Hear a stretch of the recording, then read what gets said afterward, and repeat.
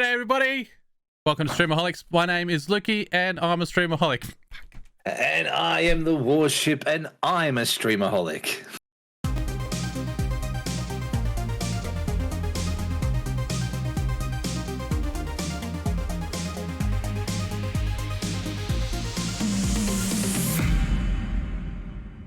Every single time, and I'm just sitting here looking stupid, pulling a dumb face, waiting for the transition to happen. Welcome to Streamaholics. That's what I'm supposed to say. That, guys, I stuff it up every week. I mean, we're going to need a new host soon. Shippy, you're going to have to take over. Just duplicate my OBS source on both sides. Put a 10-second delay on it. I need you. You're going to just be doing this podcast on your own soon, and you're just going to be jumping on one side of the line to the other. We'll just do makeup down the middle, and I can talk like this and then talk like that. It'll be fine. Yeah. Who was it that used to do? There was a comedian that used to do that, jump backwards and forwards. I remember seeing it on Hey, it's Saturday or something back in the day. Pretty sure it's like memed everywhere, like in The Simpsons and all that kind of stuff. Like, absolutely. But welcome in, everybody. How are we doing today? Hopefully you're having a fantastic day, night, morning. Where are we? I don't even know at this point. That's what dad life does. It makes it hard to know what day or time of the day it ever is. Yes, it is. It's very hectic. Hectic is the word that I use a lot around here. Oh, you're looking very smart in your the glasses tonight. That's very right. Yeah, smart boy. Yes, smart boy I'm all cleaned up as well, and I've lost so much of my hair. Yeah. So now I'm looking a bit more smart today. Yeah. It's okay. It's all right. Almost dapper, I would say. You did one of those little bowler caps, whatever is that what they're called? One of the Jacksepticeye Irish hat. Yeah, like the one the old man golfing cap. I've got one of them myself. I don't know what they're called. You wear it backwards. Yeah. Looks sweet. Yeah. Anyway, I hope everyone's doing really well. We're doing a bit of a fly by the seat of your pants episode tonight, I think, by the way it's been going. We're breaking it down beforehand. Hey, don't tell them we've got nothing planned, all right? We've got nothing planned, guys. Oh, sorry. All right. Oh, no, but it's okay. We've got some stuff. We've got some news. We've got some stuff. And a lot of it will be conversations with you guys as well. I've just realized I haven't turned a light on yet. So there goes another light. And there goes another light. We're definitely on top of things here. But yeah. Shippy's having light problems. And if you haven't noticed, my nano leaves shrunk over the week. So yes, it's gone from being this giant triangle to this little one. Yeah, I just shrunk it. Just it definitely didn't fall off the wall. No, it definitely didn't fall off the wall and leave holes in it.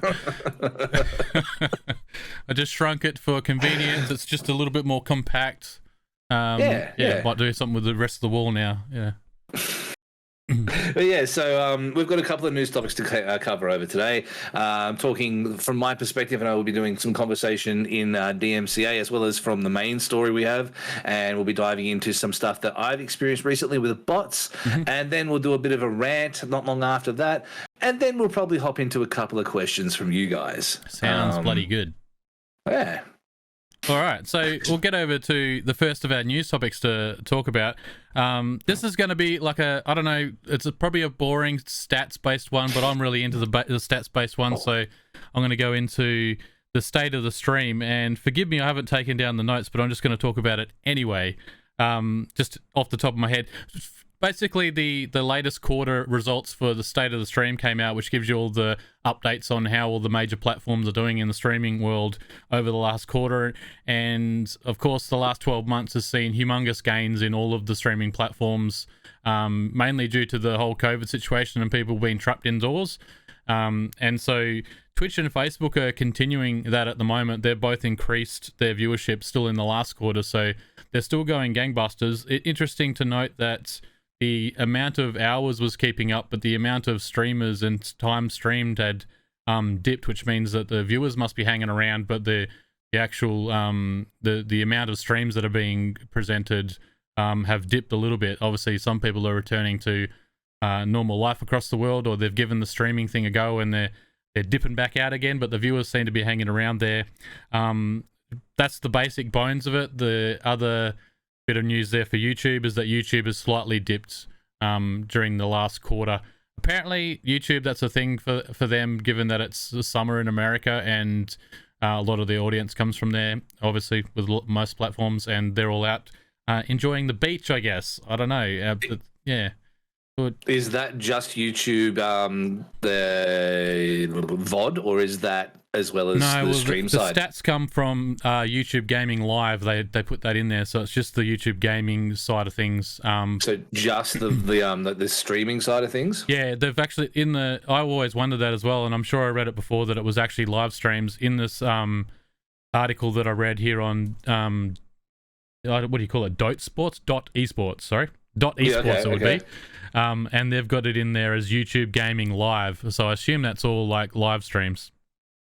Yeah, interesting. Real interesting. Interesting to hear because, I wouldn't know if that was going to be just the standard content on YouTube or if it was going to end up being, specific to streaming VODs. Because I've found that recently, at least with YouTube, a lot of the creators I usually watch, they're kind of taking a break or, they're just not producing content every day. Yeah, right. And that's for actual views, actual VODs, like video stuff that I go to their channel every day to go check out what they're doing. But really interesting. Sorry, I didn't mean to interrupt, but... No, that's all right. I was going to ask what you thought about it anyway. I know it's... Excellent. Some people might find it's boring stats anyway. It was posted... I always like to keep an eye on it, as someone who is always trying to figure out where I'm going to produce my content, I always found it really interesting watching the trends. In general, I think it's just really good overall. The gaming live streams or live streams industry in general just always has been growing and just growing and growing and growing. So it's been really, really good to watch that. Yeah, interesting. Because, like I said, I would be interested to see what percentage of those numbers in total. So I know that you said this is just YouTube gaming, but if we were to open the net for all of YouTube to see whether or not there had been a significant drop in general numbers. Well, it's about a 4% drop, or Bad's saying in the chat it was 7.9%. He's quoting an article there. The article I've got says it's dropped 4%. From 1.3 million hours watched to 1.2 million hours watched. So, still 1.2 million hours watched. Doesn't seem like that big a difference there. But I was listening to another podcast that was geared towards all creators on YouTube. So not gaming live streams, just YouTube creators. And they actually were mentioning in that podcast about it's traditional for YouTube, as a platform overall to be dropping at this time of the year. Mm-hmm. And then it always picks up when the rain starts coming back or the cold weather starts coming back. So it was interesting. Because I would be thinking, if even outside of YouTube by itself, I would be thinking that, with at the moment, the boxing thing, especially when it comes to YouTube creators, everyone's getting into boxing matches with each other, and that's quite big at the moment. There was just an event the other day for bare knuckled boxing. They had a few influencers on there as well. They used gloves, but the other people on the card were bare knuckle boxing. And I would think with that going on at the moment, plus we've just come off of the big fights we've all spoke about recently. Right now would be a pretty big peak time to have those conversations. But hey, it may just be that it's time to relax as far as it goes. So interesting to see. Like I said, I'd love to see how it would go numbers wise across the platform rather than just on the live streaming side of it. So real interesting. Yeah, so always keep an eye on that. So stay tuned. We'll always be talking about those sort of numbers if you really get into that sort of stuff. It seems to be something that some of you guys really love as well. Seeing the chats that we have in the Discord all the time.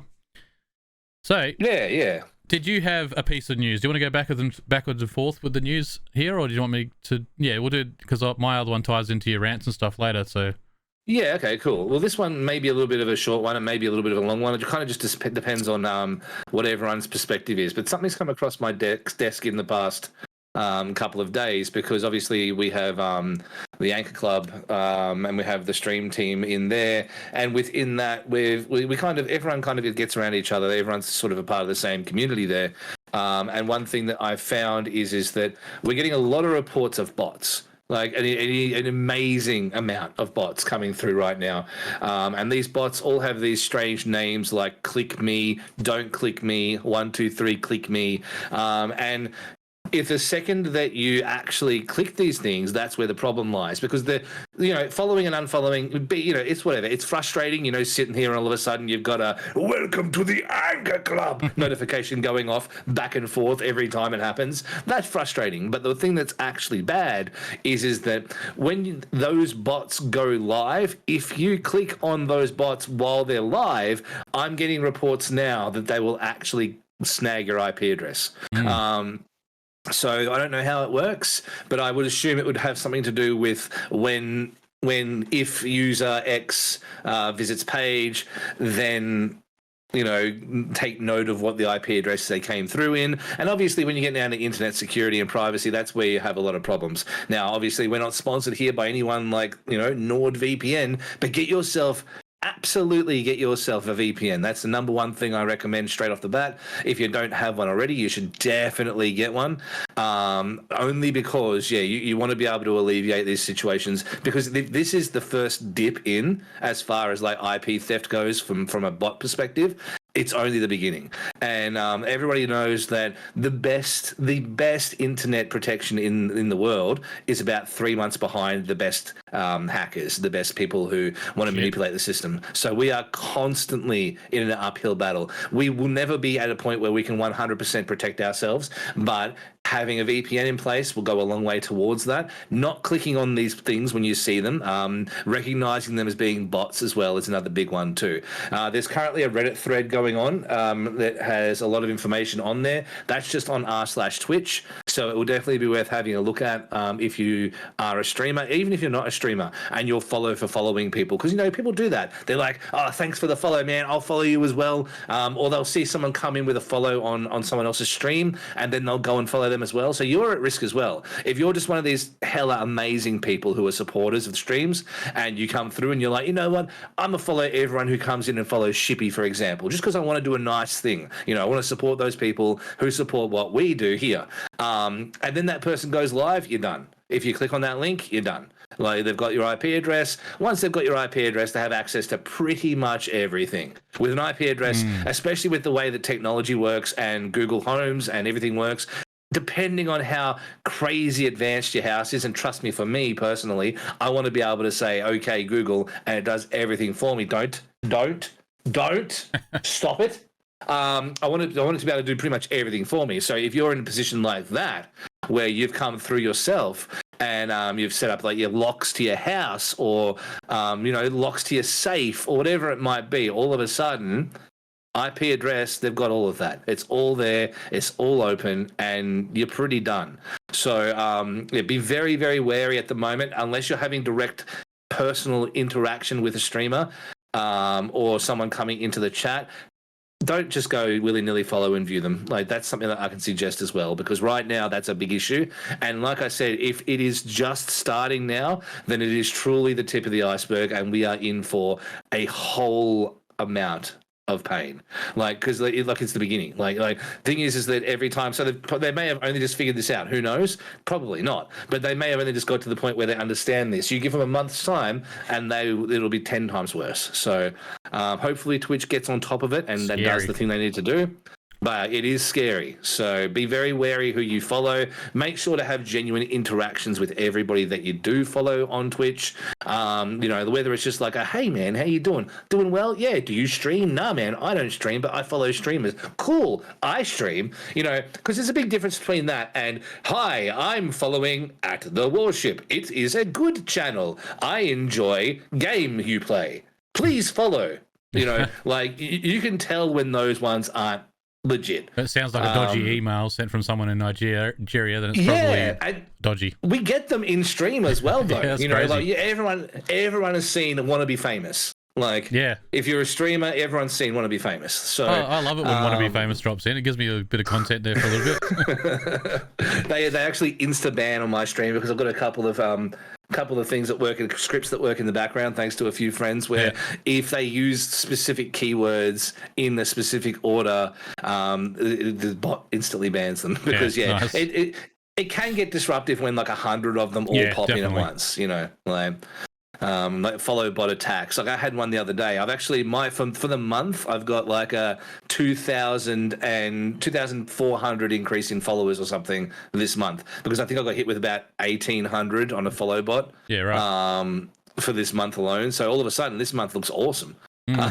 for me. But then obviously a day later Twitch takes care of the ones who aren't genuine. Yeah. But what do you think? What are your thoughts?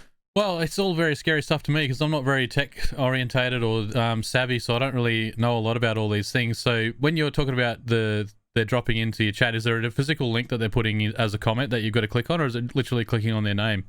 It's their name. Yeah, right. So it used to be a link that's what the Wannabe Famous was. Yeah. This is probably what we would call the evolution from that. So, because all it is if you see someone come in and they've followed the channel, even if it's not like a like yet, and they follow the channel, and smaller channels are very much so a victim of this. Smaller channels are a victim of when they get someone follow them without a single word, even without prompting, they'll go and they'll follow the channel back so that they can go check out what they do later.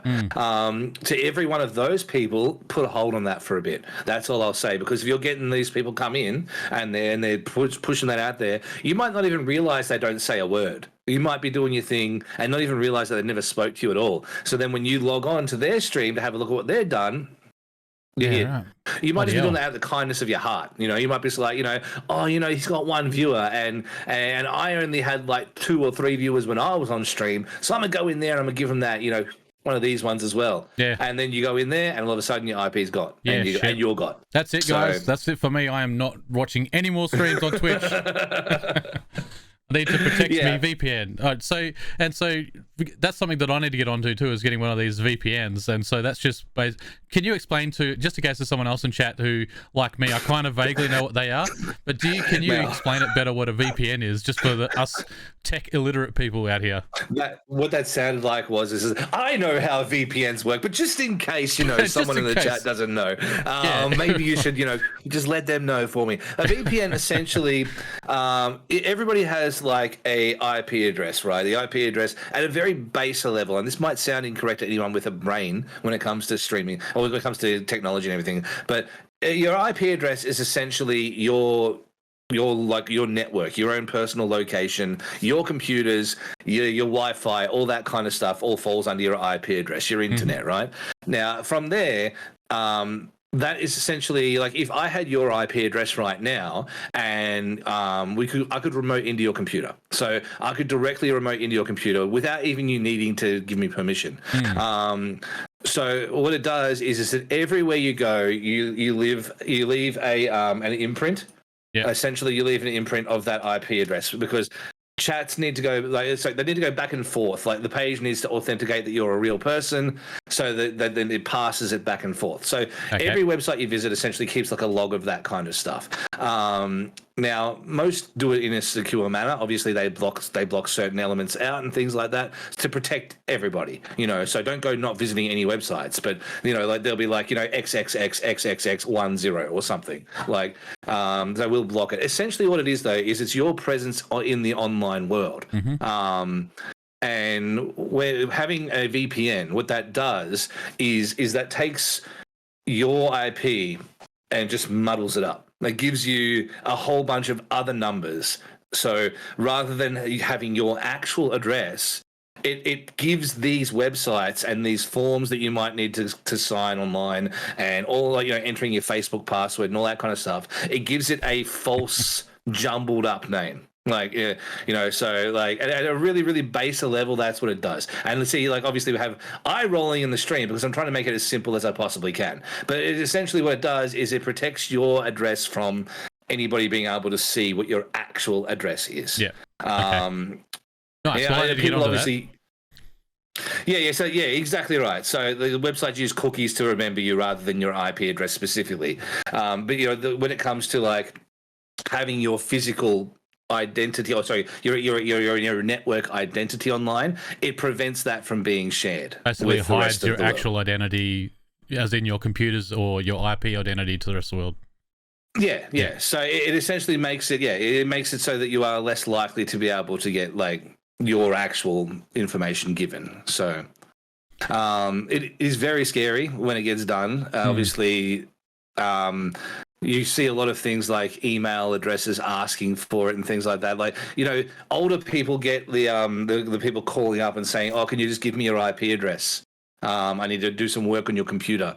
Or your computer's broken. Just to let you know, your computer's super, super broken. Can you, can you please give me your IP address and I'll get in right now and I'll help you out. And essentially they can do a lot of stuff that isn't very fun. So People talk about how they lose all their bank savings and all that kind of stuff, and you hear about it all the time. Reminds me of that streamer, that one of the popular streamers there that does that, where he has the scammers and leads them on for like 24 hours. He's very interesting. He puts on his grandma voice and leads on all of the guys over there that are trying to steal his identity.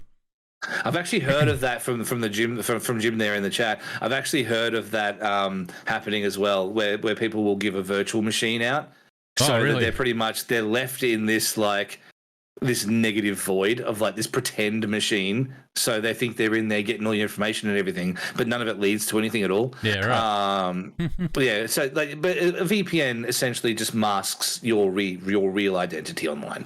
Sweet. So it's definitely something that I would recommend, especially in the wake of all this at the moment. Most people should have a VPN anyway. They're pretty inexpensive. I think anywhere from down to like $3 a month, I think, is the cheapest. That is pretty cheap. Roughly. And also another benefit is, you always hear about it whenever you see a YouTuber talking about use NordVPN code Warship for 30% off. Anytime you see that kind of stuff on there, one thing you will notice is they say it lets you watch Netflix from America. Yes, I have heard that. Because it does. With a VPN, you can set where you are in the world. Yeah, cool. So you can say, all right, I'm here. So then you go to your Netflix, and then Netflix America's like, oh, you're in America. Hell yeah, let's go. Yeah, you can watch everything now. Yeah, Sweet. And we do have restrictions on what we can watch here. The same thing with Japanese as well. There are a lot of things that are restricted anime-wise over there. We just don't get, which you can get access to too. So for the $3 to $4 or whatever it is, it's definitely worth it. And it is your own peace of mind as well and security. And so one of those, does that having one of these stop you from getting like viruses in your computer, or is that technically something different? Not necessarily. I mean, see, viruses can be a different thing. Like the word virus relates to something that is there's so much to it. There's so many layers to it, because essentially, like when I was a kid, and I never involved myself in any of this kind of activity, but if I did, there was a program around when I was a kid. It was called Divine Intervention, and one of the things that it did was it sent 5,000 subscriptions to different pornography websites to one email address. So if you had somebody who you didn't particularly like, theoretically you could send them 5,000 emails in an instant. Yeah, right. In theory, so there are different things that you could do when it comes to viruses. There is a very broad spectrum, a very broad term. Things like you hear about all the time in movies, like worms. They send a worm to the database and it's getting all the data. There are so many different things that you can do with viruses. I would just say that as it relates to general security, it's better to have this than to not have it. Yeah, okay. And there are a lot of different options around. Don't think that we're advertising for Nord here, because not a sponsor. But there are plenty of different options to go through. Yeah, sorry. I actually was very interested in that sort of thing. While we're on the topic, and I've got someone talking about it. Yeah, for sure. I just wanted to know for myself. So hopefully there's someone else out there who wanted to know too. So it's just not just me. I got to remember sometimes it's not just the two of us sitting here talking. There's other people here listening. Yeah. There's another point too. That was the point that I didn't mention. Is that viruses tend to be something that you need to download. So viruses will tend to be something that's like, click here for your latest Windows update. Ah, right. Okay. And then you click on it and they're like, ha-ha, you're done. Yeah, exactly right. So they do tend to be, that's when your antivirus and your security needs to be in place too. Yeah, okay. I personally don't really use an antivirus thing. I know I should, but I just know what not to click on as well. Yeah, neither do I actually. Yeah. Well, who wants to get a Norton notification every 14 seconds? Like, that was one of the reasons why I got rid of it. It was just constant. Every time I go anywhere, big thing pops up on the screen. Hey, this could be dangerous. So you're not for me. Absolutely not for me. But that being said, I've been around like internet technology. I've been around like virus stuff, and everything like as far as like my generation came in when the previous generation had already started to experiment with computers, and we were sort of the next one through who were able to, manipulate and play around with and have fun with all that kind of stuff. So when I started getting around the internet, we were sort of at that time where all this stuff became readily available and the knowledge about it became very easy to obtain. And, as a kid, you want to muck around with that kind of stuff as well. So, it kind of allowed me to make sure that I wasn't doing the wrong things anyway. So, Norton sucks. Go Trend Micro. Really? I didn't even know that. But yeah, that's a good point to have. I've heard that actually before. That point. No, go Trend Micro instead of Norton. Honestly, I just want milk that tastes like real milk. And by that, I mean, I just want a virus protection that I leave alone. It leaves me alone and it kills the things before they kill me. That, in a perfect world, that's all you need.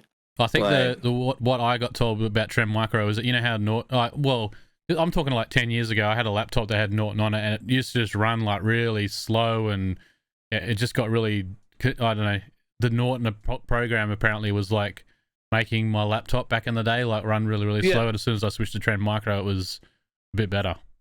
Yeah, we constantly would cop it. Like I said, it's like, I remember it was like almost 3/4 the size of the screen. A big yellow thing would pop up from Norton, and then underneath that a second pop up in red, and I'm like, I am going to Facebook. Like you know, like I'm not going anywhere unsecure, and it's like, oh no, you could be a danger, and then you click that, and it's like, you may be at risk. I'm like, which one is it? So yeah, I really haven't touched with any of that like for quite a while. But that's because, again, I know what not to click on when it comes to viruses.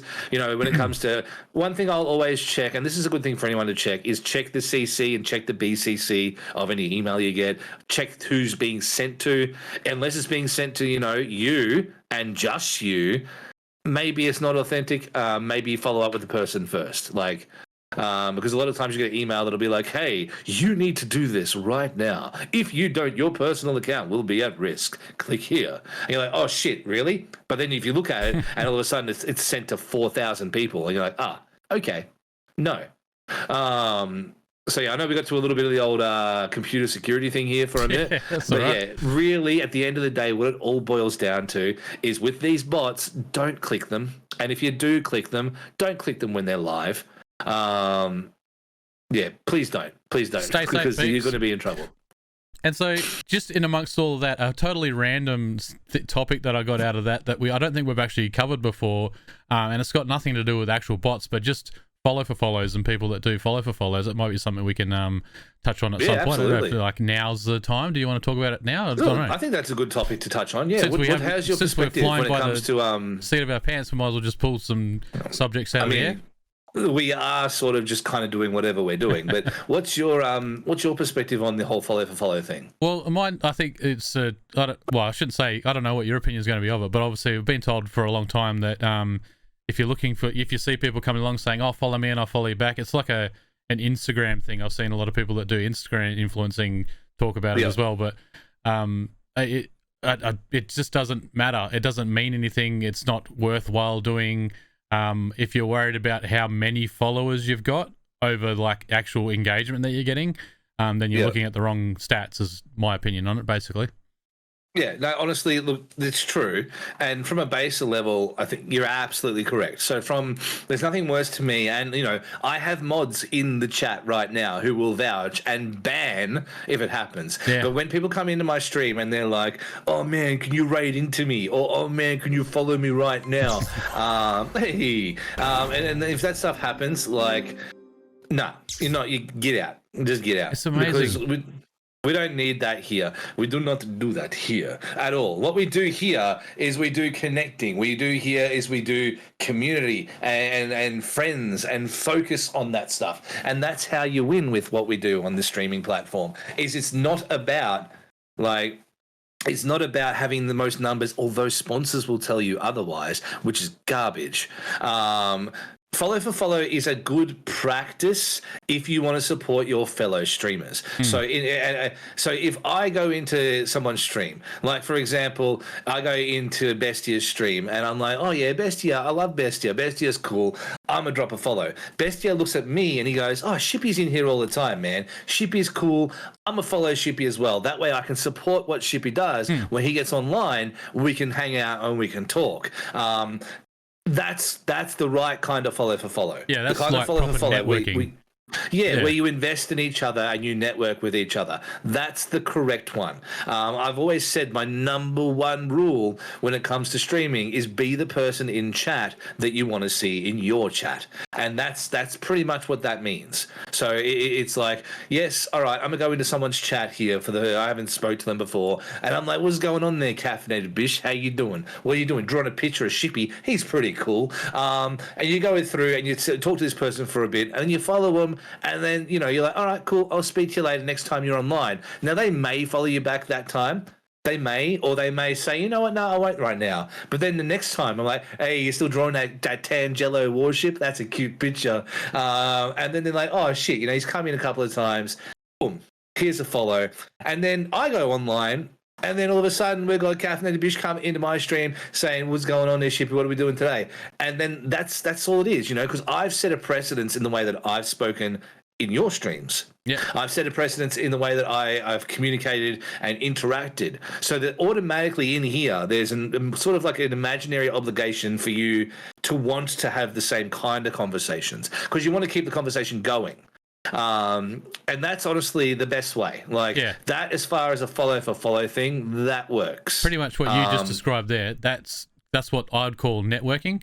And I noticed how in all of those scenarios that you just put out in play there about how it kind of works, not one time did someone say, "Hey, come and follow me." Yeah, which is exactly what a follow for follow usually does. So if you actually have to go into someone's stream for the first time, maybe ever, because a lot of the times that kind of is where it happens. You see this random name that's only just appeared in your chat for the first time tonight, and all of a sudden they're asking for a follow. Oh, come and follow me, and I'll follow you, or come and raid me, and all that sort of stuff.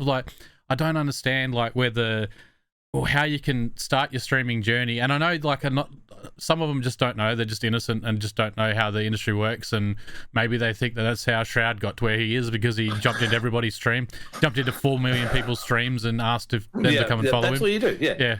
The actual goal of these people. I've had people come in and not follow me first and then say, hey, would you follow me, please? That's even worse. And I'm like, yeah, cool, man. Or they don't follow me at all and they expect me to just absolutely just stop my stream in an hour in and raid in with 150 people and they don't even follow. They don't even, they're not supporting the system at all. They don't give a shit about what I'm doing. And then I go look at their stream and 95% of the time it's either a black screen with text on it, so there's a chat and that's it, or it's like Fortnite or something along those lines where it's zero interaction. And it's have you even taken the time to see what kind of stream you're trying with? And the answer is no. The answer is no. The straight up, the answer is no. People have done that. People have done that as recently as I would say last week, and Bestia would be able to probably give confirmation of that, but someone has asked me as early as last week, hey, can you stop stream and raid into me? Or hey, it's usually just a matter of, hey, raid into me.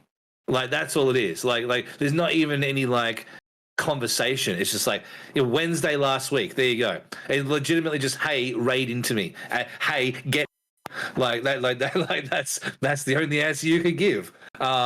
It's crazy to think that people do that, but at the same time, I guess I understand a lot of these will be children or people probably too young to be on the platform. They'll probably be children, and if they're not children, they're probably just really desperate for someone to hang out. And that hurts because I'm all what I try to say is, look, I'm sorry that you feel the need to come in and be like that. But if you just hang out here for a little bit, make some friends, I'm sure the next time you go online, they'll come and hang out with you. Yeah. The longer you hang out in your chat, then you'll get some follows naturally and organically out of it. Exactly right. So you stay here for half an hour, you stay here for an hour, whatever it may be. Come and join the Discord. Come and hang out with us on stream. And I promise you, within a month of doing that, you'll have your 5, you'll have your 6, even your 10 average people in there every stream. If you're getting none in there at all, I promise you, if you come and hang out with us, you will. And that's honestly that's the best way to approach those situations as well. I want to make sure that those people get that positivity because at the end of the day, what we do at a base level when it comes to streaming is we're supposed to be providing people with a release. And during the whole pandemic situation, all of this that's been happening over the past couple of years, this is when we need it. This is when, you could argue that the past 10 years have been wank, garbage, rubbish that we're not needed at all. Because really it has been. It's just been a bunch of dickheads playing video games. But the last 2 years, they've saved people's lives. Yeah. Like straight up, it's stopped people from the isolation depression. It stopped people from self-harm. And, these topics are all very, very, very tough. So please, if we do have a mental health command, please pop that in the chat. But please go see Lifeline, all of that, if you do need the support. But what I'm saying is that, this has been a time of real unease for the whole world. And sometimes people just need that, that interaction. Mm-hmm. So, I don't know. Sure. I feel bad for those people as well. But as far as the whole follow for follow thing goes, like I said, I've been in Discords. Where all it is you go in the Discord, you follow people, and they follow you. And that's it. Yeah. And then you leave the Discord after it. I'm in a Discord right now. I've never done it before.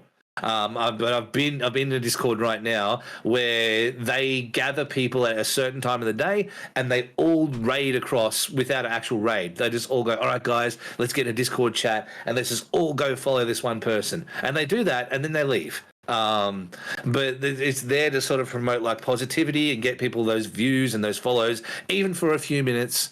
But it's weird. There are Facebook I don't even know if I like that. Designed. No, it's strange. Because, imagine if you're someone who all of a sudden gets all these followers in the moment. Yeah, great. Oh, this is brilliant. This is like a big raid from a big streamer. Getting all these follows put up there. Maybe I only had 100 before. Now I've got 400 or whatever it might be. But down the track, and the same with any follow for follows and that sort of thing. Down the track, if you've got 4,000 followers because of the way you've been getting followers, but you're still streaming to 2 people all the time, and nobody's dropping into your chats, how good's that feel? Oh yeah. None of them are coming back. I'll tell you straight up right now, none of those people. We've had it happen once where people from that Discord have all jumped in on our stream, and I reckon they were in and out in less than 2 minutes, and I have never seen a single one of their faces again. Yeah. And it was a good 50-odd people maybe that followed, I think, at the time, but never saw them again. And I doubt that will ever happen again at the same time either. But they come in and they say, hey, we're doing this raid, I won't mention the Discord or anything like that, but they'll be like, the Discord name, raiding in. And you're like, cool, awesome.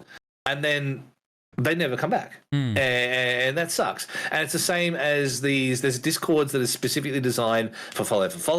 There are Facebook pages designed for follow. There are Twitter hashtags designed for follow. If you use the hashtag small streamer, I think it is, guaranteed you'll get a retweet from a thing called Twitch small streamers or something along those lines. Guaranteed you'll get a like from those. Then you'll get put on these lists where they retweet your at. And I understand what they're trying to do. Again, I really, really do, but I don't think that's organic growth. Are they actually these actual pages, the Discords? They're literally just trying to grow their Discord even bigger. Is that what it is? That's what it is. That's my theory. Is they're either trying to grow their own personal pages, or they're trying to grow their own Discords. And the same thing can be said for many partnered teams on Twitch as well, because they'll be like, join my Discord, get onto my Twitter, and then you'll be able to join the team. And then they bolster their numbers via their Twitter. They bolster their numbers in their Discord. I can definitely see where that kind of thing would become not addictive, but if you have the power to swing around, it's I can see how people would want to do that. But at the same time, again, it's not organic growth. None of that's natural growth. There's no point to it at all. No. All it does is creates a temporary high. And the point that I was going to make before, which I skipped over, was that the only problem and the reason why this exists, the reason why this is a thing that is existing on the platform is that I have, at the moment, I'm in the top 0.03, I think, % of Twitch at the moment, based on my numbers and follow rate and all that stuff. It's a very small number. So for me, I'm in a pretty decent position as far as that goes, as far as how my growth has gone, as far as the people who come in, all that kind of stuff. It's really, really cool. But if I go to a sponsor and I'm like, yo, check out what I do. How cool is that? How quickly have we made this successful? How awesome is my community? Man, they'd love to get involved in this. And they say, well, you don't have 10,000 followers. And then the conversation ends. The conversation just dead set ends. And it's not because of any other reason, but it's because those people look at you and they say, well, you need a minimum of 10,000 followers to have any effect. And I'm like, mother, sitting here watching some of these partnered streamers That's who so have backwards. 5 times the amount of followers that I do and 10 viewers. Can you tell me honestly that with what we have and what we've grown here, I'm ranting already. This is a pre-rant. This is a premature rant ejaculation that we're doing right now. I'm coming in here with 10 times the viewership. But because I don't have 5 times more the followers, I don't deserve any of this. Like, yeah, that's what I'm saying. That's so back to front. Like as a company who's going to invest in you as a person, whether they're going to put an ad on your stream or they're going to get you to shout out something, I'd be way more interested in how many people actually turn up to your stream and watch, like total watch time throughout a stream, rather than the amount of followers you got. Yeah. Well, if I ever own a business for stuff like this, I'm asking you, what's your average viewership? How big's your Discord? What's your Twitch interaction like? So what's your Twitter interaction like? You know, do you get much in the way of retweets and likes on your stuff? I'm focusing on that shit. I could care less how many people you've told, you know, that you want to come and follow my thing, follow for follow, because I could go do that right now. We could do that as a community. I could go and say, hey, Anchor Club, some of my, you know, the higher ranking generals of the Anchor Club, I could say, hey guys, go to all these Discords for me. I'll do it as well, and we'll get everybody to follow my thing, right? And I could get to 10 grand without doing anything else, like easily. But why? None of those people are coming back. Yeah. None of those people are engaging. There's no point to it. Like, I know that we could do that easily, but there'd be no point. Except that we'd tick off some bullshit, arbitrary like tick on these potential sponsors and other things like this. This potential rubbish tick to say, oh, you've satisfied the amount of followers that you need. And it's like, okay, cool. Enjoy my 10 people in stream. You know what I mean? Like, it doesn't make any sense. It's stupid. And I hate it. It's so weird. Ranted. I reckon on YouTube it'd be different. I think YouTube's culture with people advertising there, I imagine that companies there would look at the views that you get on videos before they start working with you. Yeah, I mean, that's fair though. And on because I don't know if you can advertise on YouTube. You probably can, but on Facebook you can obviously advertise your stream and your page, so that can end up in empty follows as well. Yeah. So I think when you're with Facebook's partnership program, even, you have to have engaged followers, not just a certain amount of followers. It's always about the amount of people that are engaging with your stream on a regular basis. And if that dips, then you need to work on improving that. So I don't give a shit about how many followers you've got there. Like I've got. No, that's why YouTube works better for this stuff, because YouTube has a better metric for it. Yeah. Because YouTube, you can just go straight to views on a video. Yeah, so is it maybe company, like, you know, we always talk about how Twitch is still trying to sort out how to get more sort of corporate people involved with Twitch. Is it sort of maybe working the same with individual streamers as well, where companies just don't know how to work out what the value they're going to get from a streamer based on, is there not enough numbers available to them? They should be able to get numbers. Don't really understand what it is, maybe, you know, that maybe makes it important. Because like I look at it, like I said, I look at a stream, and the thing that will get me as a business owner is how many people retweet a tweet from that person, how many people reply to a message or an announcement in Discord, you know, people who are physically in the streams when the streams start. Like, those 3 metrics are probably more important to me than followers. Also subscribers, that's another one too. Absolutely. The amount of followers you've got, how many people are willing to throw money at you. Like, as a business owner, that's pretty much the number one thing I'm looking at, you know, because I want to be able to provide my product to someone who can then sell my product and make money. So you want to be able to see the people who are investing in a streamer financially, so that you can then see, oh, well, if they're willing to pay $10 a month to watch this person stream, then they're willing to pay for product. So yeah, like I just don't get the whole follow thing. Like it doesn't make any sense. It seems really archaic in its rules. And yeah, I've been in conversations about this all week. I've been talking to people in industry about this all week because I'm like, okay, cool. I don't have this, but explain to me why I know for a fact X amount of people would be 100% interested in my thing here, but I'm not worth the conversation. Like, yeah, it's pretty crazy. It is completely. I know we've completely gone away from the topic as well. No, I think it's good. I like all this chat, and I think people will be finding some value in what we're talking about right now because it's not just the simple like, oh, is follow for follow good or not? We're really delving into it, which I really like. Well, it's all stuff that people want to ask but don't really know how to ask as well. The only thing I was going to say from a streamer's point of view as well, as like say you get a follow for follow person come into your chat and say, hey, come and look at my page and I'll follow your page too, or however that works.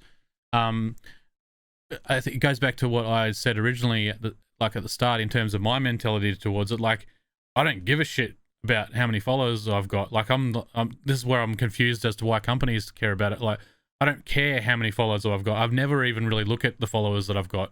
I just want you to hang out and enjoy the content that I'm putting on. Like, the reason why I streamed and when I streamed a lot and was really getting into it and is because I liked entertaining people. It was all about, well, I don't care that you're streaming over there. I don't care that you're streaming. Like, I'm different. Like, everyone's got their different thing. Yours is very, very community focused. That's kind of like your brand, pretty much. Yeah. Mine was just, I like getting in front of a camera and being a dickhead. That's pretty much it. If you enjoy it, you enjoy it. If you don't, you can move on. Like, if you can send me all the follow for follows, but I don't want your follow either. I just want you to watch and enjoy. That's what I'm here for. And honestly, I don't really particularly care about the followership, like the followers either. Like, I care about the followers, but I don't care about like the numbers that come through, because what I care about more than someone following is someone staying. Yeah, exactly. Yeah. So like, yes, followers help. And if there was none of this bullshit we just spoke about, I wouldn't need to worry about that at all. If there was no like demand for people to follow so that I can then do this one day, then I wouldn't even worry about it. Because honestly, what matters at the end of the day is people wanting to be there, people wanting to get around what you do. And that is kind of the metric for followers anyway, because it's like, yes, I do like what you do. It's supposed to be used as a way for them to keep in touch with you. It is supposed to be used because they said, yes, I like what you do. Let me have the thing, let me see when you're live. Let me hang out with you.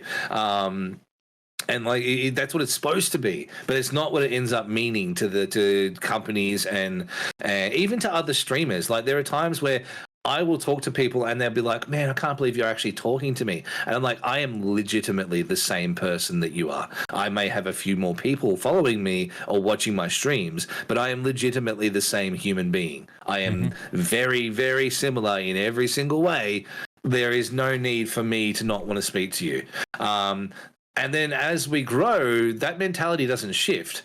But I know that people will become more and more worried about touching base. But my mentality will be the same. Like, it still is now. Because I just don't believe that people become different because they all of a sudden have more followers than someone else. The only difference is that you're able to help more people. And that's sort of, exactly right. That's what I'm saying. Like, I just care about people, and I want people to succeed and do well. And like, it doesn't matter how many people you follow. It doesn't matter how many people follow you. If you want to have a conversation, my DMs are always open. That is for everyone. And I think that's how you need to be. Like, I really, really do. So it's just, I don't know. It's frustrating to see such a importance labeled onto things like followers when it's not necessarily what it needs to be. If we cared so much about that, like, when we do the stuff here, this is for the people who want to learn and get experiences from people who, like, I'm fairly new to the industry. You've been around the industry a long while. If we really cared about all this stuff, would we be doing what we're doing? No, probably not. You know what I mean? Like, this is more about like an intimate connection to people, and being able to kind of give our advice and our help off and all that kind of stuff. So Yeah, I don't know. I think this is the way you should be. But then again, I'm not everyone else. Some people might want to be this like holier than thou asshole who just doesn't bother to talk to little people. And that's fine if that's what you want to be. It's just not the kind of person I'm going to interact with. And you may or may not get a following doing that anyway. So it's you'd be surprised how many people get a following by being an absolute stick. That's true. Like, there's an audience for everything, isn't there? Some people like getting talked down to. Yeah. Some people would be telling you to step on them. That's just how it is. It's just not great. But let's move on before this gets into a very weird place. Yeah, okay, let's do it. So the only other bit of news that I was going to talk about, which was the only sort of Twitch news that I could really find this week, was XQC obviously getting banned from Twitch again for DMCA stuff. This time he was streaming the Olympics. And gets his little temporary ban again this time. So I don't know what that bloke's thinking. Like he did an apology video and tweet or something after that, apologizing for doing it and saying that he was stupid for doing it, and how he's going to keep a close eye on his content and adhere to the T's and C's when he returns. But I just thought it was I don't know. What's your thoughts on XQC? Yeah, so rules is rules, right? Like that's my first perspective. That being said, we all know that if you come to my streams, you can listen to music that you want to listen to.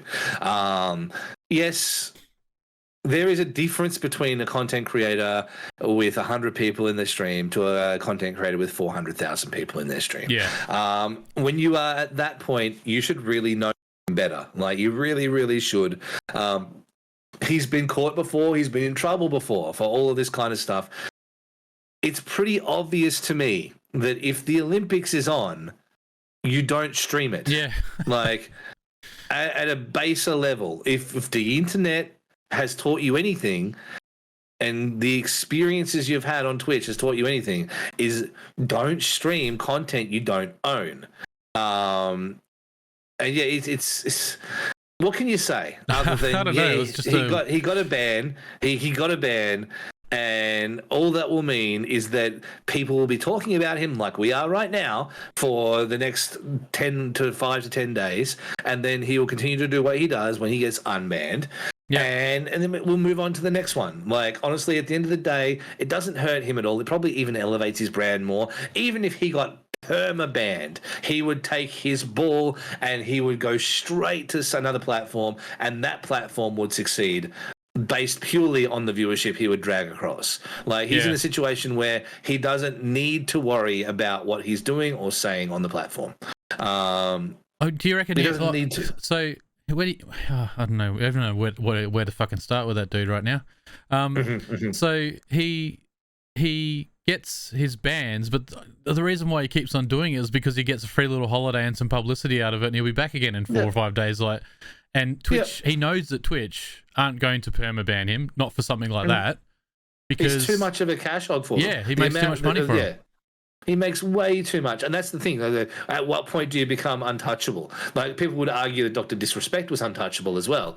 So there's that as well, you know, like when does it become too much?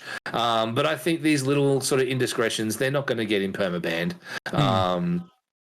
And he's just going to get better publicity out of it. He'll get a few days off where he can go and do whatever he wants and spend his millions and millions of dollars on whatever he likes. And then he'll come back and he'll go again. And, you know, that'd be what it'd be. Honestly, for me, DMCA in general is really, really annoying. I'm not a big fan of it. I don't like the concept that we can't just put whatever we want on the thing. Like, platform-wise, yes, I understand, like, not taking someone's work, and I'm not going to be sitting here and streaming, like, the new season of Lucifer as it all comes out week to week. So I'm not doing that to stop, you know, hundreds of people watching it, like, you know, on the network so that the film industry gets the money they need. I'm not doing that. I totally agree with that kind of stuff. But, man, music is a huge one. I'm getting angry. I'm ranting. I'm warming up because... Yeah, music is a big one. Music is huge. It's like, okay, look, the thing is that why am I subject to the law? Why is it for me that I can't put this on? Because at the end of the day, one thing that we all know, one thing that is a universal thing for us in this world is that music brings us together. Mm-hmm. I just would, are you going to go into your rant now? Is this the rant? I was about to. Okay, all right, do the rant, and I'll have my piece after it, all right? Get ready for Shippy's rant. Right. So,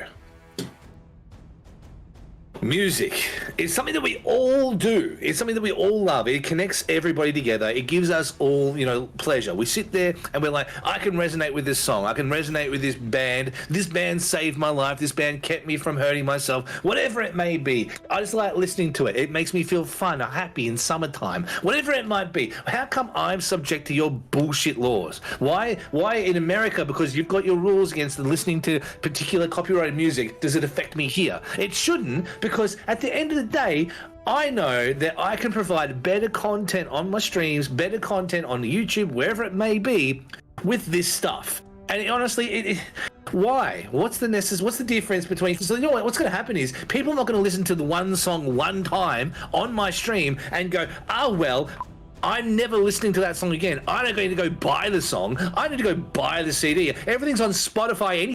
Way. What's the difference between whether I listen to it on Spotify at the same time as everyone else and we're streaming it, as opposed to if 100 people listen to the same song at the same time? Who's going to do that? Who's going to sit here and go, oh man, I could really listen to some Linkin Park right now. I'm going to listen to this song here. 100 people at the same time just do it? No, they're not going to do it. I'm bringing the exposure to the music. I'm bringing the music that someone might not have thought about for a couple of months, and they go, oh, I love that song. Let's listen to that song and we'll have a good time. And it's the reason they do it is not because of anything else. It's because I have decided to do it at that time on my stream. The reason that it even existed in people's minds is because I said, hey, remember this band? Remember this band? Remember this song? How good was this song from this band? It's sick. Why don't we listen to it together? And then they do. Or I ask my community and I'm like, hey man, what do you want to listen to? And they're like this, and I go, holy, I have not listened to that song in like 20 years. Please play that song right now. What possible impact am I having listening to Shinedown on my stream in front of 100 people that will affect that whatsoever? Are they going to go, oh no, the only time I'm going to listen to Shinedown is when I go to Shippy's stream. Otherwise, Shinedown. Man, I hate Shinedown, but I'll listen to it on the stream. No, then I'll be like, oh man, who's this band? This band's real cool. And I'll be like, hey, guess what? This band called Shinedown. They're really cool. You guys should get around them. Hey, go here. Here's the Spotify link. Here's the YouTube, whatever it might be. And then all of a sudden, you big, huge, massive fans of them. And you go to the concerts and you spend the money, you buy their t-shirts. At the end of the day, I should be able to do that. I should be able to provide that. You know what I mean? Like, yeah, they still get paid regardless of if 100 people are watching it on my stream or not, because I'm watching it, right? And if I'm playing music, they're going to go get it too. They're going to go and they're going to listen to it as well. Like, it doesn't need to be a situation where I can't play music, because honestly, at the end of the day, it's such a small drop in the ocean. It's such a small drop in the ocean, and you are more likely to bring new people to a band. I've had it happen on my streams where people will watch my stream and they'll put music in from bands I've never heard before, and I go, holy shit, that's really cool. I really like that. Who's that band? Someone please tell me so that I can figure it out later. And then I'll go back and I'll listen to the whole catalog on Spotify. And now I might be one person, but you know what? I'm only one person in the same sense, the exact same sense. It's no different, I am, yes, it is just me. It's just me. Like, it's just so stupid and so archaic and so ridiculous. And you know what, Amazon, you own like half the music in the world. Some ridiculous number, probably even more, right? With Amazon Music and everything, you have access to all this stuff. Let us use that. Like, I know this is stuff that's coming, like it is. We're getting there now, but like, let us do that. Let us do that. Like, surely there's a way for us to do it. Like, it just doesn't make any sense. And that is essentially the rant that I have planned for today. Because at the end of the day, it would be really nice if we could just listen to songs that we want to listen to without fear of being copyrighted and demonetized and losing our channel. Because it's not even just copyright. It's like full on, hey, your channel may be banned if you listen to the Backstreet Boys 3 times. Like it's this. It just sucks. Jeff Bezos, the wealthiest man in the world. World. Are you telling me that he can't throw $1 billion at the music industry to let us listen to music on stream? Are you telling me that you can throw $10 million at the music industry? Like, surely it would be possible. And I think that it's just they're just climbing over their own feet, trying to find a way to make everyone happy at the expense of smaller streamers, at the expense of us, not even just smaller streamers, all streamers. But they're because we're not of enough of an influence, I guess, to the rest of them that we don't deserve to be treated in the same way. Like, no, the corporations, they're the ones that get it. But honestly, you could throw no money to these people at all at this problem, and it would be fixed tomorrow. It just seems unnecessary. Music is the great bringer together of everything. It is the way that we communicate. We have communicated for centuries. It's the way that we express love and passion and anger and energy and peace. And instead, we got some shitty lo-fi music playing at the end that everyone streams all the time because it's copyright free. Like, it just doesn't need to be that way. And honestly, it just doesn't need to be that way. Yeah. And I just don't understand why it is. So, great rant, by the way. Thank you. So my opinions on the DMCA stuff, the music, right? So when I was on Mixer, I used to play all the music that I wanted because on Mixer you could get away with everything, pretty much, music-wise. There was no such thing as DMCAs over there, so we had an absolute time listening to all the 90s hits, your Spice Girls and Savage Garden, Cardigans, all the classics. All the good ones. All the good ones. And it was a lot of fun. So, so I do understand how playing music, the way that Spotify works, right? Per listen, they get paid by it. So if you're listening to it, it's only one play, whereas you might have 100 people there. So I understand how there's like a really hard line to draw because maybe they don't want to pick on people that are only playing it to 20 people or 50 people. So maybe they're really picking on the people that are playing to thousands of people listening to tracks. So it's a hard line to try and draw the line. So really, they've got to just draw the line completely out. But at the same time, you can't tell me that like those 1,000 people wouldn't give it off, wouldn't go and listen to it again, though. You know what I'm saying? Like, you can't tell me that if 1,000 people never heard a song by a band before, that they wouldn't go and get the song themselves. That's my only thing with that. Yeah, no, there is that catch because there is that potential to get your music heard by someone else, but it's also probably not the I guess it's probably not even the artists, really, is it? It's the companies that they've signed with that are chasing it's the recording it's not the recording artists, it's the studios. It's 100% the production studios. Like, that's why when you get flagged by like MGM or whatever on YouTube. You don't get flagged by the artists themselves. You get flagged by the company. And there have been plenty of artists who say, hey, I want this stuff, I want to be able to share my music with the world. So streamers and YouTubers, they can use it, and then they do use it, and then they go check their flags, and they've been flagged by the company.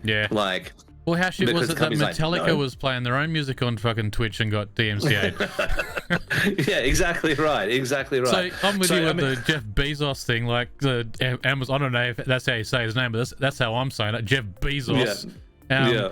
Amazon. If they introduced what Dad was just saying in the chat there, like similar to the Amazon Prime, where if you're listening to music now, you can link it and listen. That's like that's similar to that Spotify bot that what do you call it? Extension that someone created the other week that came out into the news, where it's an actual extension that you can get on Twitch now, where if you're listening to tracks on Spotify, the person who's in your chat can attach to that and listen to it only if they've got a Spotify account. So it plays through their own Spotify player. Something like that needs to happen. But not in the. It seems really dodgy and like, you can't choose if you switch a track halfway through it, then something happens to their player and they can't. Like, it seems a bit dodgy at the moment, but it seems like they may be on their way to creating something like that, which will be good. But otherwise, Amazon just spends some fucking money on music. Like, Facebook did it, YouTube's done it. Like, go and buy music so people can listen to it. Like, go and buy a license so that everyone on your platform can listen to some music or something. I don't know. And I'm looking through the chat as well, because obviously this has sparked a bit of debate. And I'm seeing, like, you legitimately there, Jim, you straight are actually at the mercy of DMCA if you get caught with that, because one of those rules that they talk about is singing along with a backing track actually violates it. Like, because they say you can sing along to stuff, like I can sing here and I can sing Barbie Girl if I wanted to, as long as there's no backing track. But the second there's a backing track, that's where it gets rough. So you might be subject to it depending on how close to the backing track it actually is. So yeah, it's really silly. Like, you know, like the hopeful, that's the worst part. You shouldn't be sitting here as a creator being like worried that you might potentially get in trouble for it. You should just be allowed to do it. Like, I think Harris Heller brought up a point like a long time ago before he even started doing his Stream Beats thing, like back when before the DMCA stuff sort of started, or it might have been around when it first started happening, maybe 12 months ago. I remember him saying something about how, like, basically what a streamer needs is almost like our own license to play like a DJ would. Like, maybe we need like a small, even if it's like a, you know, I don't know, what do you pay for Spotify now, like $15 a month? What if we paid $35 a month or 25 or 30, whatever they might want to do, so that we get a license to be able to use it? I don't know if there's something like that could exist. Maybe Spotify could bring it out. I don't know. But maybe one of these other companies really needs to do something about it. Well, they probably don't need to. That's probably why they haven't. It's just that they don't need to do it. And that's, at the end of the day, that's the issue. Is they can just say, no, you can't have this, and then that's the answer you have to have. They don't need to do anything else about it. And that's unfortunate, but that is kind of how it is right now. Like when it comes down to Rock Band, as an example, Rock Band will always get silenced because it is pretty much just the music, right? That also, the reason why that extends to those VODs is because it also extends to, like, in GTA, if you're listening to the radio, you can get done for DMCA there. Borderlands 3, the intro sequence of that you get done for if you play it, because the music isn't licensed there either. So you can be just playing a video game, and if it's licensed music, you can get done, and not only done, but you can get banned. Like, that's so and nuts. for smaller creators, you're banned. There's no, oh, XQC, come back, please, we love you. None of that for a small creator. For a small creator, you're just going somewhere else. Like, it sucks, but that's what we're upset about. That's why we're frustrated about. Because I'm telling you, like, a lot of this stuff, like, and like the point that's been made by Bad right now is absolutely true. A lot of this stuff, music-wise, I wouldn't even think to listen to. But all of a sudden, you put it on a stream and someone else is listening to it, and I'm like, yeah, let's go. I love this. This is awesome. It's in my permanent playlist. I'm listening to it at the gym. I'm listening to it when I'm driving. And all of a sudden, that thing that may have gotten, like, you know, 100,000 views for that month or listens for that month, get 100,000 and 100. You know, like it's maybe small, but that 100, you're paying the dividend back straight away. Like, no matter how many people come and listen to it on my stream at that particular time, you're getting it straight back. Like you get Beers is a great example. Beers is the Mashed and Kutcher song that plays on my stream whenever we get like the beers going on. That's a great example. How many of my people from my stream now have that in their permanent Spotify playlist? How many people from my stream now listen to that just for fun? Like, it's not one, it's not two, it's probably not even 50. It's more. Yeah. Because people they enjoy it, and all of a sudden it becomes a regular rotation. And then we go from having one view, one listen, to hundreds, and it just it just doesn't make sense to me. So I in the effort of going through another rant, I'm going to rescind from the point now, because I think that I will just go crazy from there. And we're actually probably pretty close to running out of time. We're getting close to the mark now. We're at 7:14, so that's actually longer than I thought we'd go today. So maybe we should move on to some questions from the people. Yes. Okay. So we'll hit the Discord questions first, as you all know, or if you don't know by now, if you're a Legends Club member of ours, which isn't a normal Twitch subscription, that's a it's a let me put it in chat right now, but it's what we call the Legends Club. If you're part of that, then this is how I do streams without there's probably mods in chat right now, but this is how I've always done my streams. Very professional. No matter how many people were watching, I was always sitting there fumbling around with a keyboard. It was part of my gimmick. Yeah.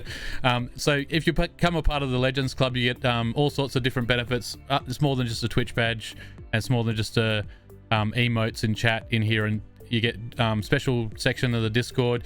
You get all sorts of special discounts and content from our partners like Lenovo Legion, Pentanet, and more to come, more advantages to come. You also get free content from us behind the scenes. So if you're a content creator, you'll get stuff that you won't see on this side of the streams in public. So that's a bonus. But you also, within that Discord, get to ask questions for the podcasts, which is where I'm going to be reading the couple of questions that we've got now. Yep. Read something real professional now. I'm going to get my scroll out. If I can find the... Here we go. So, bad rants. Okay. I'm not an imaginative person, and I am struggling to come up with ideas for gimmicks and memes in stream. Are they as important as alerts? Should they be something that should be created, or should they evolve organically through the stream? Thoughts? All right. Well, you guys probably know already. Like you guys probably know is that we have so many all the memes here on the stream. But the reality is that everything that we do is a little bit meme-ish. But are they necessary? No. Like, are they the thing that need to exist? No. Everybody is different. The way that you approach your streams are always going to be different. I don't expect anyone to do what I'm doing on a month-to-month basis or a week-to-week basis. I don't expect anyone to come and drop the same memes that I do. Like I don't expect that at all. If you like the content, though, by all means, please replicate it, do stuff like it, because I'm not your boss, I'm not your dad, you're everyone's dad. So the reality is that everybody's streaming experience will be different. Everybody who does the streams will do a different version of the streams, and I don't think there's anything wrong with that. All I would say is that, is it necessary? No. Can it make your streams a little bit more fun? Yes, of course it can.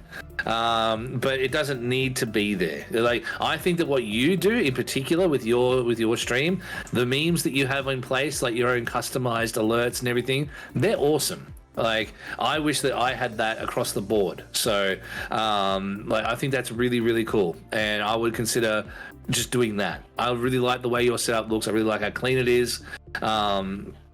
I fully recommend going in full on with your own personal branding, because one thing that I'll be doing very soon is I'll be removing all of like the memes aspect of my channel, and I'll be replacing that with my own versions of them. So, instead of Markiplier saying it's big brain time with his thing doing these ones, I'll do my own, and I'll record my own of me saying this is big brain time because of Brig, you see, because of a Warship, because me. Like, that's so big time. Oh, hang on. Yeah, exactly right. So we'll be working on that stuff on my side, but that's because it works for me and my channel. Like I see, like Mark Bonanno, one of my mates, has a name drop there. But Auntie Donna's, the guy from Auntie Donna's Big House of Fun, his streams, he does a stream. And in his streams, every single thing that he does is his face doing something stupid, or he's floating in the background, or something dumb that he said is here, and none of it is copyrighted material. None of it is from anything else. Yeah. It's purely just him being a dickhead on stream. And like that kind of stuff, that's the way you should be looking towards. Yeah. You don't need to be. I will get myself in front of a green screen with a fake coffin, and I will record myself 5 times doing the coffin dance, and I'll make my own green screen version of the thing. Like that stuff, people appreciate that a lot more. Like I will do my own Max Mofo stuff, like the memes that I have on stream, I can do my own versions of pretty much everything we've got, and like that will create more involvement, like more interaction with people. Exactly right, Submarine. That's kind of the idea, is to create my own versions of the memes, because I think that's the dynamic way to do it. I think that having, and not even just memes, but just general dumb things I say will do me doing them in front of a green screen. I personally think that's the way to go, because too many people I see now do the memes. Like, how many people have Popcat on their stream? How many people have the dancing? Yeah. Like they're everywhere. But one thing that they can't do is they can't replicate you. your own self, your own brand. And that's what I like about Bad Rants' brand, because it is like everything branding wise on bad streams is yours. You don't take it from anywhere else. So yeah, I would suggest, if I were you, to keep doing what you're doing. Maybe add some more personalized content. But don't worry about having, don't worry about him showing up. Like, you don't need to worry about high marks coming in on the stream. Like, it's just not necessary. What do you think?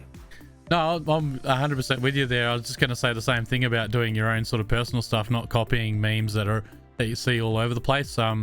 That and exactly to your point, like when Radman was around, that's what I had, was different Radmans popping up doing stuff around the place. Yeah. So it does create that thing.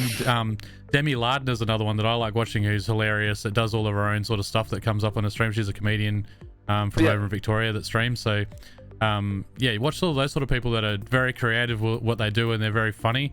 But also at the same time, like memes might not be your thing. Like, you don't have to have memes, you don't have to have anything popping up. But I think the second part of your question there about should it evolve through the stream, I think that's probably it. So you do your streaming and you come up with ideas, you get your notepad or your whiteboard out. You're always trying to like come up with ideas of things that might be able to pop up, and maybe you'll use them, maybe you won't. But that's the evolving part of the stream. The fact that you're streaming right now is the first part. After that, you can start coming up with your ideas and adding them to your stream and building it out as you go, because everyone does the same thing. When I first started, I made sure I had a few things because I was a bit like precious about making sure it all looked really, really good. But after that, there was things that popped up in chat. There's things that become like a regular ongoing joke or a meme just within your community that you can make things for after that. So 100% just let it evolve as you go. But you don't need to have memes. But if you're going to make memes, make sure that they're either, if you can't make your own memes, like if you just don't know how to do it, find out how to do it. But if you literally can't do them and you want to still do memes because it fits sort of your personality and your chat, then find the ones that fit, like find the right memes. Like, just don't put anything up just because it's something. Exactly right. No, I totally agree with that too. Like honestly, when it comes to memes, it's like not everyone needs to do them. Like not everyone has to do them. They exist in a very in their own little space, their own little world, and they're not necessary for growth at all. Like for me, one thing I would suggest is that when I started streaming, one thing I did was we played Minecraft, and there was a sheep who wouldn't go in my house, and we called him the jerk sheep, and he became like he became a channel emote to the point where he's still a channel emote now on BTTV, and it's the reason that he became a gimmick and an emote for the stream was because the chat were invested in him surviving, and we like to protect him. And then we had Bert, the bee from Minecraft, who still gets referenced even today in streams. Now, when we do the memes, there will definitely be me in a bee outfit, probably buzzing around like a dickhead. Can't wait for that. Because that'll be a reference. Like, that'll be a reference to it as well. So, like, there's a bunch of stuff that that you can do that is more centralized and focused to you. It doesn't need to be bright and energetic. It can be something as simple as like ranting, when you're over the top ranting about something and you need to like drink drinks, like me with a vortex, like that in itself is a meme. Me vortexing on stream in itself is a meme.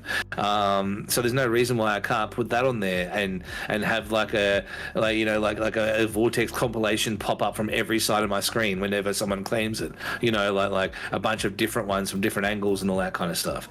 So honestly, it just becomes, it's almost like understanding your own stream, and then when you understand your stream, you can then look at the stuff that will make sense to your stream. So to the people who watch your stream, when you understand a better understanding of your stream and what you want from it, then you can start to work on the memes and things like that. That's my opinion. Shit. Yeah, totally agree. What'd you do? I just knocked the cord in and ripped it out of my ears. Everything is breaking over there. Everything breaking. Yeah, that's my perspective. I think, do what you feel comfortable with on streams. And if you want to do more, then by all means, do more. Enjoy it. At the end of the day, it's a journey. It's an experience. It's fun. I recommend everyone try it. But there's no rules. There's nothing written in stone that says, hey, you must provide memes. No. Everybody must meme at all times. And if you do not meme, you cannot stream. And so you might have like if you're doing your rants and you I don't know, if you're trying to tap into that sort of old man ranting about things all the time, like if you do have memes, they might be just you popping up being like different emotions and being grumpy or something, but or like I said the best idea. Holy crap. Sorry to interrupt. I had the best. You need to do a Simpsons old man shouting at cloud thing, like the Simpsons meme at some point, and then just have like bad rants at, and then like that'd be such a cool like transition for your subjects for the day. And you just like redo you pulling that face and like make a picture of it, or even the cartoon graphic, and then it could pop up with the rant of the day. Like that's such a cool thing. Yeah, you should absolutely do something like that. Yeah, absolutely. All of that sort of thing to just tap into that ranting part of your stream would be good. Like, yeah, I can see it now. But you wouldn't need to go over the top because it's all going to be about you being. Well, maybe that'd be funny actually if you had like all of the BAD popping up doing different emotions and that you can use all the time that pop up would be really good. But even if they don't, like if you're ranting on say like current social issues and political issues, or you know, just some of the strange things that young people do that you just don't get, or and all that sort of thing, if that's kind of what you're doing, you're either going to amuse younger people, or you're going to have a lot of older people like following you because they all agree with the same sort of thing. So it might not be a case where you'll even need a lot of memes, but I definitely like the idea of having some things there. Would be really cool. But you try them out, and if they don't work, chuck them in the bin. Move on. We chuck on. Yeah, exactly right. All right, so how do we go? Did we cover the other question before or not? I don't remember. Not really, no. So the other question comes from Kaiju Kai, who says, or asks, so what are your thoughts on streaming games that are considered dead, like next to no one streams them on Twitch, no longer considered popular? Do you think it's worth it, even if you'll have next to no viewers? So really briefly on this, game choice doesn't really determine what happens on stream. I personally believe that if you want to play a game, you play a game because you want to play it. There is a section of me that says you should play games within X amount of viewership similar to your own. But at the end of the day, I've played games that no one's playing on stream, and I've still had 100 people in there. I've played games that have had everyone playing them and had no one in there. At the end of the day, you play games you want to play on stream, you enjoy them, and people will be there. That is really the be-all and end-all of it. There's nothing outside of that I can even really say. Yes, the algorithm works in such a way that if you play games that people like, you're more likely to get new people in there. But at the same time, if you're having fun and you're popping off and people are getting into what you're doing, it really doesn't matter what you play. And as a variety streamer, a legitimately true variety streamer, as such as myself, I can tell you that game choice is last on the list. Like last on the list. Game choice might bring 1, 2, 3, 4, best I would say 5 people. But you're number one. It's you. You're the number one. So keep being you and people will be there. That's sort of my perspective on that. What do you think? My opinion on that would be, depends on how you're bringing in viewers to try and to find out that you're streaming on Twitch. Twitch is notoriously really bad for people even knowing that you're even there doing anything, especially if you're going to play. I guess so. If you're just going to play a game, let's say you're starting out, you got no viewers or one viewer, because it's you've got your stream up over here. You know, playing a certain game. If you're just going to play a game and that's it, that's all you're doing, then yes, you will have no viewers. If you're doing it for a hobby and you want to have fun and you're having fun no matter what, and you just want to play the games you want to play, then play whatever game you want. If you want to take this seriously and almost treat it like a business or a small business kind of thing, and do it for real, then playing games that nobody wants to watch or nobody is watching right now when you've got no viewers, is not going to do anything for you unless you're streaming and you're creating content there that you're going to turn into smaller content to put elsewhere on Twitch, TikTok, YouTube, like wherever YouTube, it is, stuff like that. And then you're gaining viewers. It is hard to do it that way because it's another platform, and trying to get people that are on a different platform to switch platforms and apps, but it is a way to bring people in. But that is all good points too. Like, I didn't even consider, honestly. Like, Yeah. that is definitely all good points. Yeah, so I think like if you're just streaming and you want to, so pretty much you got to have If you're content elsewhere to bring them in if you want to be a variety streamer and stream games that no one's streaming. Once you've got like viewers, now it doesn't care. Now it doesn't matter which like game you play. You've still got 20 people hanging out with you. You've still got 50 people, 100 people, whatever you've got been able to build to of regular viewers. You'll still have, maybe not all of them, some people they'll switch depending on the games, but you'll have your majority of your core audience follow you to the games. But if you're just starting out, yeah, absolutely think about the game. Yeah. Unless That's you're a really creating good point. content for elsewhere. Yeah. Like, I would say that if you're just starting off and you're not streaming to anyone, then maybe you should look at streaming to like streaming a kind of game that might bring you more viewers. But if you have an established like fan base, for lack of a better word, then just play what you want to play. Like if you want to get discoverability, like for me, Subnautica was my one that really blew up when I first started playing that. That was a really good one because it brings a big fan base of established people who are cultish in their dedication to it. So you'll always get extra viewers there. If you're there just to have fun, play whatever you want. If you're there with an established fan base already, play whatever you want. If you want to start off fresh with a game that you want people to enjoy, play a game that you think people will enjoy.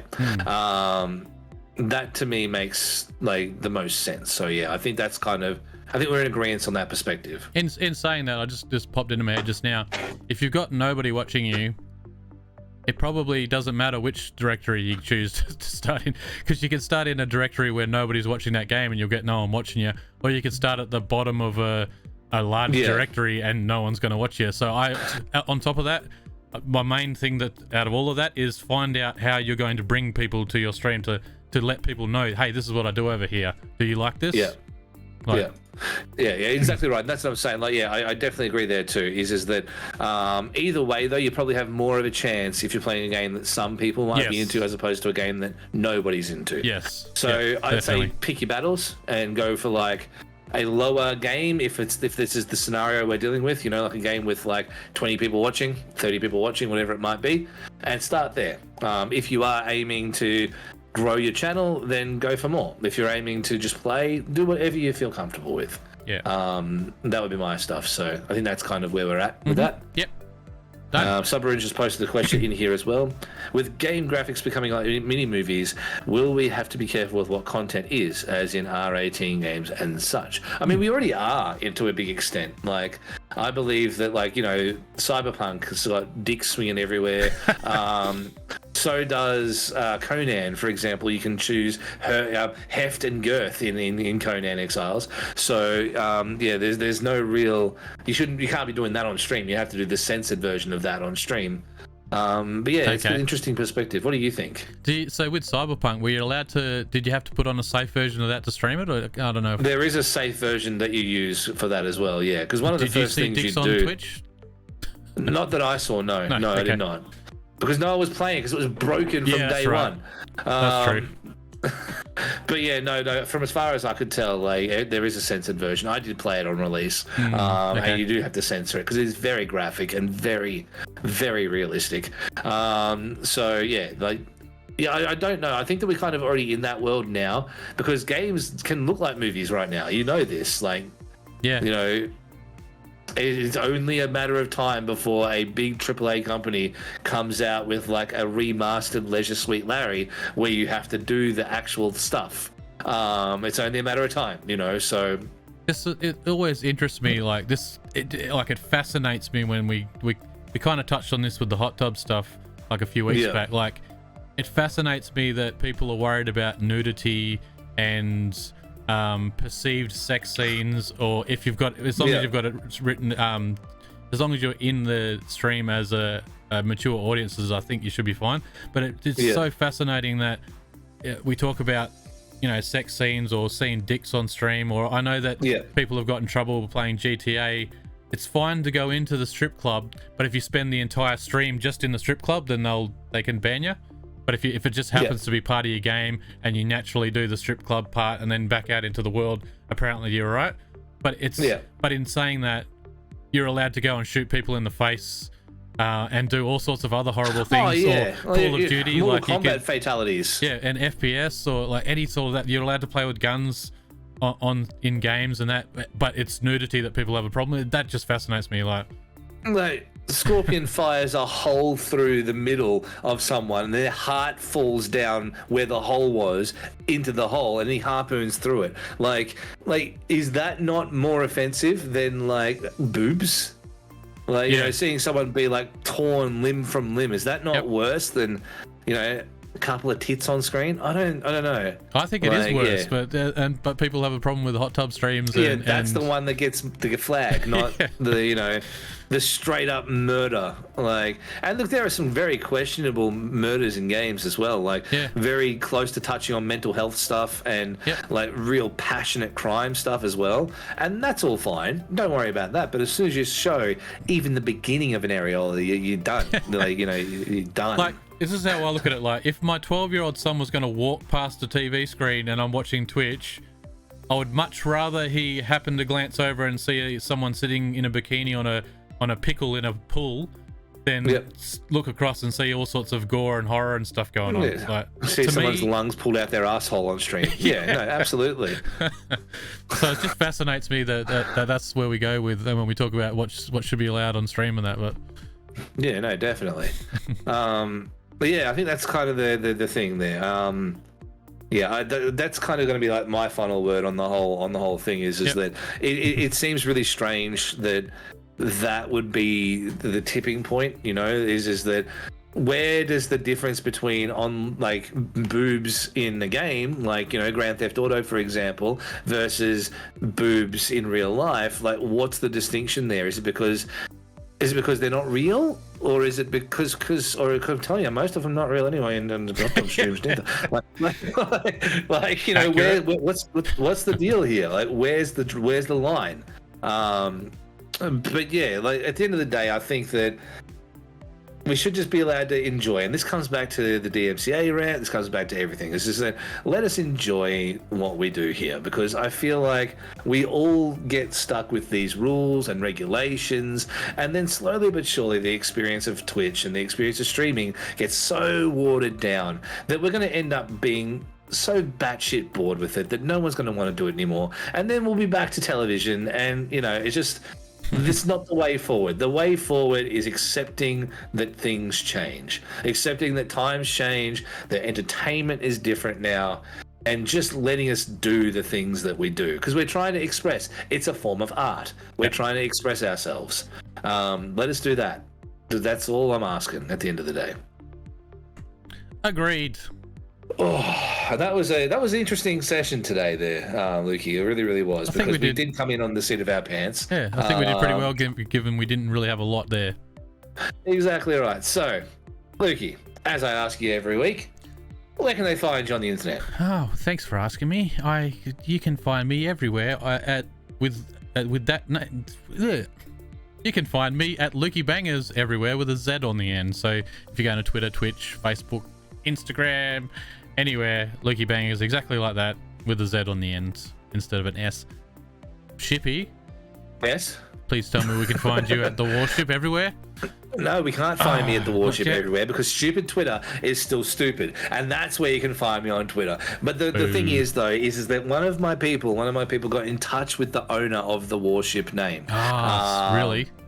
And they are trying to log into their old Twitter so they can change the name so that I can have it. Nice. So good maybe progress, soon will find me. But other than that, you can find me everywhere on the internet at The Warship, whether it be Instagram, TikTok, Facebook, LinkedIn. No, that's not true. But no, pretty much anywhere you go. MySpace, maybe, I don't know, possibly. But wherever you go, you can find me at The Warship, except for Twitter as _Warship. Yes. And I do stream 5 nights a week right here on Twitch. But you won't find me at Game On Aus, you'll find me at The Warship.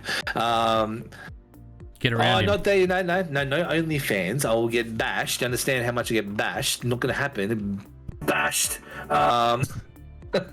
So yeah, that's where you can find me. And yeah, guys, thank you so much for coming in Yeah, today. thank you, I guys. really hope you've had a good time. Are you doing something after this one tonight? I can hang around if anyone's going to hang around for 20 minutes or so. If anyone Cool. wants to chat more about the streaming and stuff or whatever, yeah, we'll have a All little right. after show. Well, for me, the Warship, and for you, Lukey, I just would like to say thank you guys so much for watching. You are now all Streamaholics just like us, and have a great night. We'll see you next time. See you guys.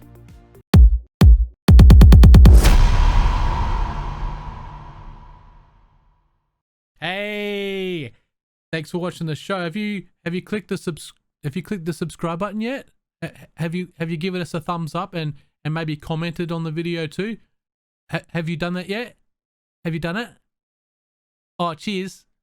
Oh, cheers. Thanks.